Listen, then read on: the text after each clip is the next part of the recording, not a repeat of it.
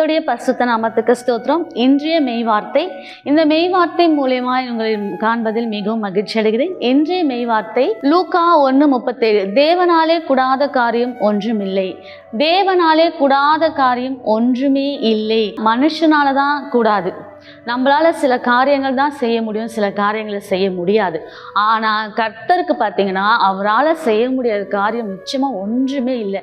நம்ம நினைக்கலாம், நான் எப்படி இந்த காரியம் எனக்கு எப்படி முடியும் நம்ம நினைக்கலாம், இதை நான் எப்படி செய்வேன்னு நினைக்கலாம், என்னால் இது எப்படி முடியும், எனக்கு பலன் இல்லையே நீங்கள் நினைக்கலாம். பலன் இல்லாத உங்களுக்கு பலன் தருகிற அவர், தோல்வியற்ற உங்களுக்கு வெற்றியை தருகிற அவர். நான் இந்த இன்டர்வியூவில் எப்படி அட்டன் பண்ணி நான் பாஸ் பண்ணுவேன்னா, என்னால் பேச தைரியம் இருக்கா, எனக்கு இங்கிலீஷ் பேச தெரியுமா, இப்படியா கூட எனக்கு நல்லா பேச தெரியுமா, இப்படியா நீங்கள் ஏதோ ஒரு காரியத்தை குறித்து என்னால் முடியுமா என்று சந்தேகப்பட்டு கொண்டே நீங்கள் இருக்கலாம்.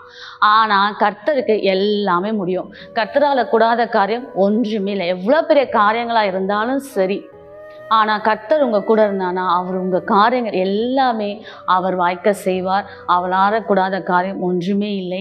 அதற்காக இப்போது நம்ம ஜெபிப்போமா? ஏசப்பா, உமக்கு நான் இந்த வேலையில் நன்றி செலுத்துகிற ஆண்டவரே. ஏசப்பா, எனக்கு இந்த காரியம் வாய்க்குமா, இது எப்படி ஆகும், இது கிடைக்குமா, இதெல்லாம் எனக்கு நடக்குமா, இதுக்கெலாம் நான் தகுதியா அப்படின்னு சொல்லிட்டு யோசிச்சு கொண்டிருக்க இந்த வேலையில் ஏசப்பா, நீங்கள் இவங்க கூட இருந்து இவங்க காரியங்களை நீங்கள் நல்ல விதமாய் முடித்து தரும்படியாய் ஜெபிக்கிற ஆண்டவரே. உங்களால் கூடாத காரியம் ஒன்றுமே இல்லை. எல்லாமே உங்களால் மாத்திரம்தான் ஆக ஆண்டவரே. ஏசப்பா, அதற்காக உமக்கு நன்றி செலுத்துகிறேன். இந்த காரியங்கள் உங்கள் கரத்தில் ஒப்பு கொடுக்குறோம். இந்த விண்ணப்பங்களுக்கு நீங்கள் பதில் தரும்படியே இயேசுவின் நாமத்தை தாழ்மையாக கேட்குறோம். அதற்காக உமக்கு நன்றி செலுத்துகிறோம். கர்த்தராக இயேசு நாமத்தால் ஜெபிக்கிறேன் ஜீவனுள்ள நல்ல பிதாவே, ஆமேன்.